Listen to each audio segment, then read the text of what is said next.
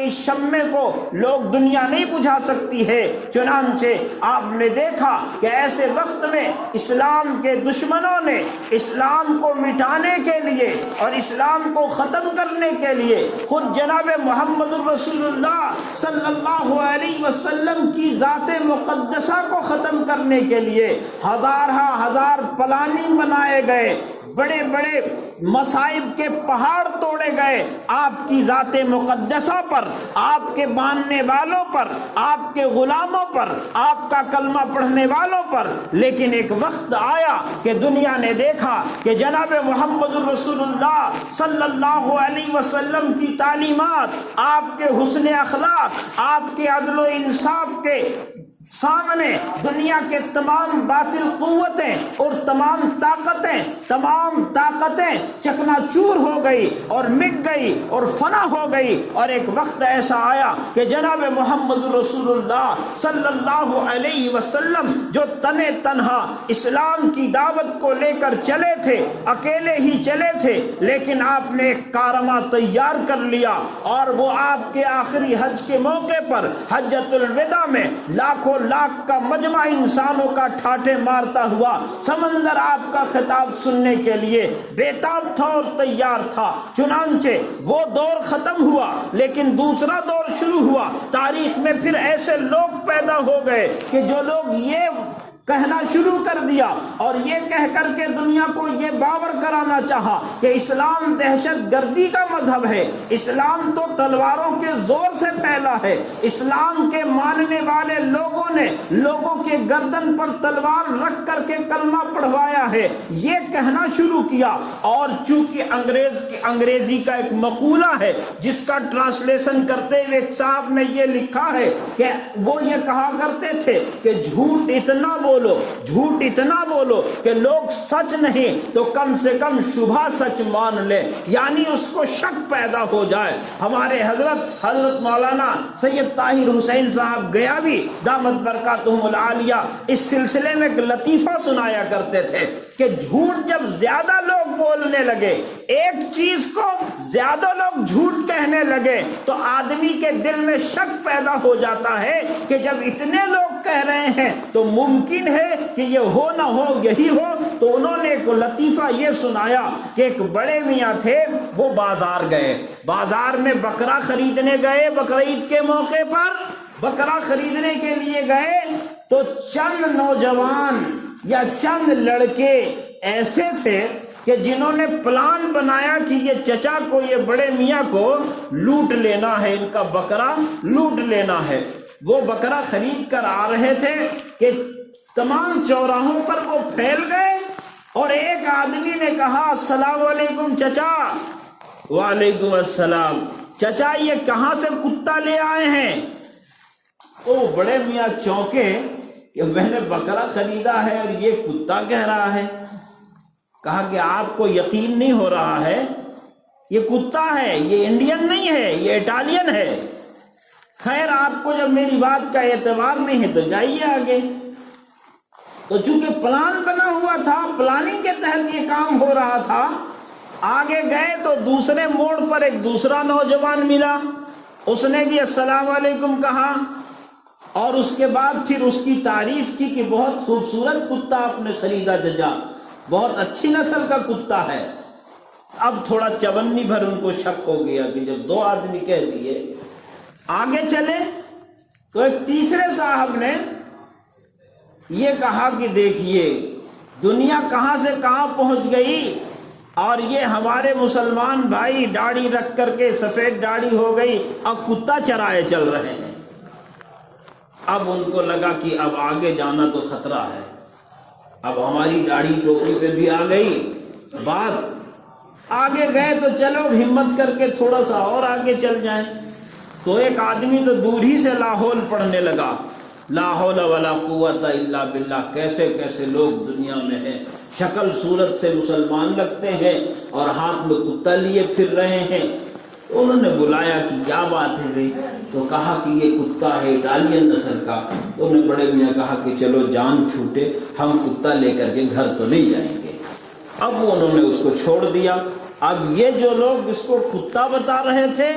اسی کتے کو پکڑ کر، چونکہ ان کو تو لوٹنا تھا، حلال کرنا تھا، اور اسی حرام چیز کو انہوں نے حلال کر لیا۔ تو بہرحال کہنے کا مطلب یہ ہے کہ ایک بات کو، جھوٹ کو اتنا بولا گیا کہ آدمی یقینی طور پر تو اس کو سچ نہیں مانا، لیکن شبہ سچ ہو گیا کہ ہاں یہ میں نے بکرا خریدا تھا، لیکن مجھے خریدنے میں لگتا ہے غلطی ہو گئی، میں بکرے کی منڈی کے بجائے کتوں کی منڈی میں چلا گیا اور بکرا کے بجائے کتا خرید لیا۔ جب زیادہ لوگوں نے کہا، ایسے ہی انگریزوں نے کہا کہ جھوٹ کو اتنا بولو کہ لوگ شک نہیں، سچ نہیں تو شبہ سچ مان لے۔ اسی طریقے سے اسلام کے تعلق سے، حالانکہ اسلام تو کسی کی گواہی کا محتاج نہیں ہے، الحمدللہ اسلام کی فطرت میں قدرت نے لچک دی ہے، اتنا ہی یہ ابھرے گا جتنا کہ دباؤ گے۔ ایک وقت تھا ایسا،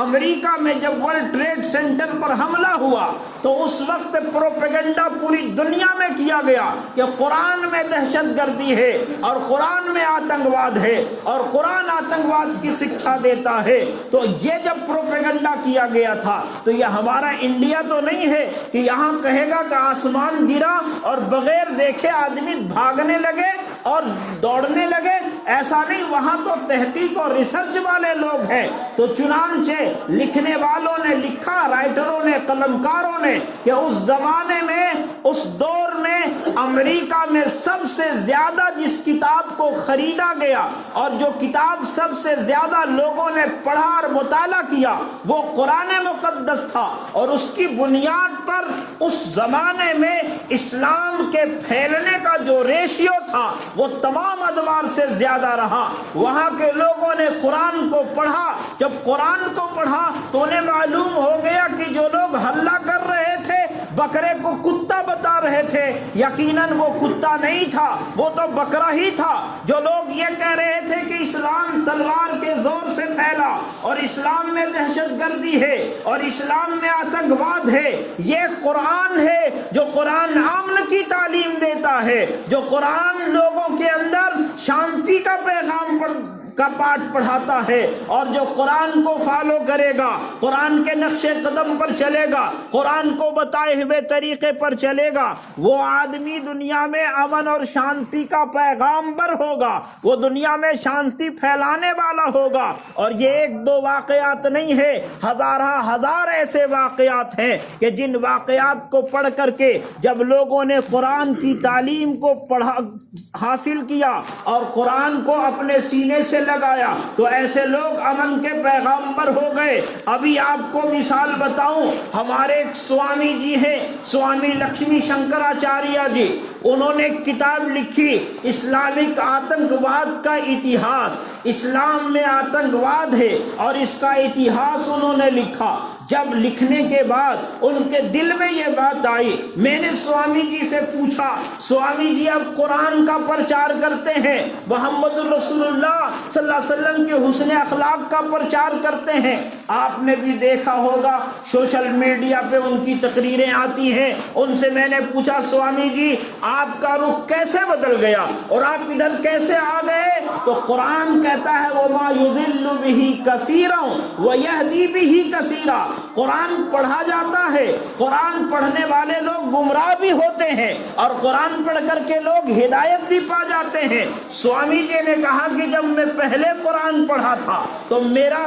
تن تو سدھ تھا لیکن من گندا تھا، من ناسک تھا۔ ہم نے قرآن میں آتنکواد تلاش کرنا شروع کیا تھا، تو اس لیے ہمیں جو کچھ نظر آیا ان تتھیوں کو اور حقیقتوں کو اور سچائیوں کو چھوڑ کر صرف ہم نے ایسی چیزوں کو کوٹ کیا جس سے دنیا کو باور کرا سکیں کہ قرآن آتنکواد اور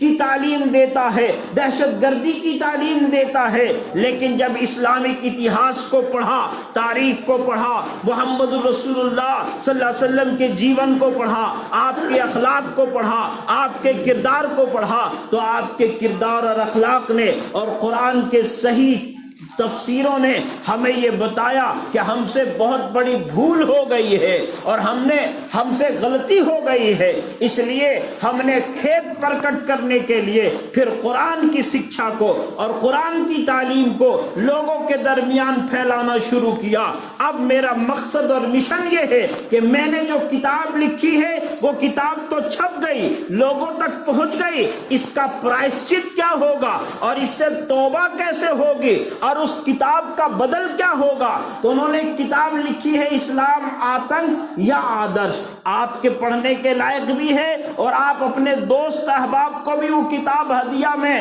تحفہ میں دے سکتے ہیں۔ جو لوگ اس کو پڑھنے والے ہیں ان کو بتائیے کہ اسلام میں آتنک نہیں ہے، آدرش ہی آدرش ہے۔ تو وہ سوامی جی نے مجھ سے کہا کہ جب دوبارہ میں نے قرآن پڑھا تن اور من کی شدھی کے ساتھ تو میں نے پایا کہ قرآن وہ کتاب ہے کہ جس کے دستور میں دنیا کو امن دے سکتا ہے اور دیا ہے، دنیا میں امن اور شانتی آ سکتی ہے قرآن کی تعلیم سے، قرآن کی شکشا کے سے، جناب محمد رسول اللہ صلی اللہ علیہ وسلم والے اخلاق اور آپ کے کردار اور آپ کے کیریکٹر کو اپنانے سے دنیا میں شانتی پھیل سکتی ہے۔ چاہتے ہو گر آج بھی امن ہو زمانے میں تو یہ راز ہے پوشیدہ محمد کے خزانے میں۔ تو میں نے عرض یہ کیا کہ ایسی پروپیگنڈا پھیلا دیا گیا کہ اسلام تلواروں کے زور سے پھیلا، حالانکہ یہ بالکل 100% غلط بات ہے اور جھوٹی بات ہے۔ جو اسلام انسانیت کی اور جو اسلام کے پیغمبر محمد رسول اللہ صلی اللہ علیہ وسلم انسانیت کے اتنے بڑے علمبردار ہیں کہ قرآن کہتا ہے کہ جس نے ایک انسان کو ناحق قتل کر دیا، ایک انسان کی ناحق جان لے لی، گویا اس نے پوری انسانیت کو قتل کر دیا، پورے مانو سماج کا وہ قاتل ہے۔ اور جس نے کسی ایک انسان کی زندگی بچا لی، اس نے پوری انسانیت کی زندگی بچا لی۔ وہ قرآن کیسے دہشت کی تعلیم دے سکتا ہے اور وہ دین کیسے تلواروں کے زور سے پھیل سکتا ہے؟ ہرگز نہیں۔ اسلام تو وہ دین ہے کہ جو دلوں میں اثر کرتا ہے اور یہ دل کے اندر جب اترتا ہے تو اسلام پر جان دینے والوں کی داستانیں اور اسلام کے لیے اپنے آپ کو مٹانے والوں کی داستانیں، اسلام کے لیے اپنا گھر بار تیاگ دینے والوں کی داستانیں ایک دو نہیں لاکھوں صفحات میں بھرے پڑے ہیں۔ ان کو کس نے پریرت کیا؟ ان کو کس نے ابھارا؟ ان کو کس نے یہ عزم اور حوصلہ عطا کیا کہ جن کے سروں پر تلواریں لگ رہی ہو اور قسم کھا رہے ہو فزت برب الکعبہ، رب کعبہ کی قسم ہم کامیاب ہو گئے؟ یقیناً یہ وہ حسن اخلاق تھا، جناب محمد رسول اللہ صلی اللہ علیہ وسلم کے اخلاق تھے کہ جس نے انسانوں کے رخ کا دھارا بدل دیا۔ جو آپ کے دشمن تھے آپ کا کلمہ پڑھنے لگے، آپ کے قدموں پہ مر مٹنے لگے، آپ صلی اللہ علیہ وسلم کے اشاروں پر جان دینے کے لیے تیار ہونے لگے۔ ایسے ہزاروں اور لاکھوں واقعات کتابوں میں موجود ہیں میرے بزرگوں۔ اس لیے آج بھی ضرورت ہے کہ ہم اپنے آقا حضرت محمد رسول اللہ صلی اللہ علیہ وسلم والے اخلاق کو، آپ کا اخلاق دیکھیں گے طائف کے میدان میں دیکھیے، آپ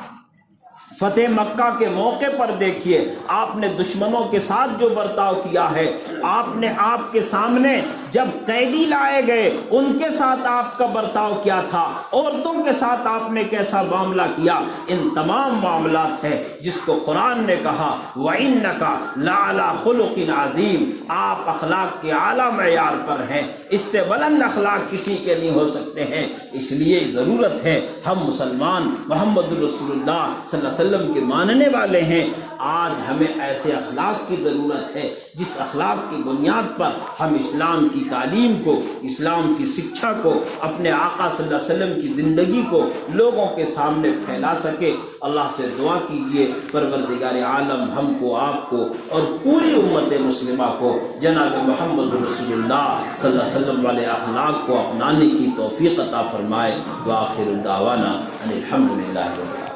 سنتوں سے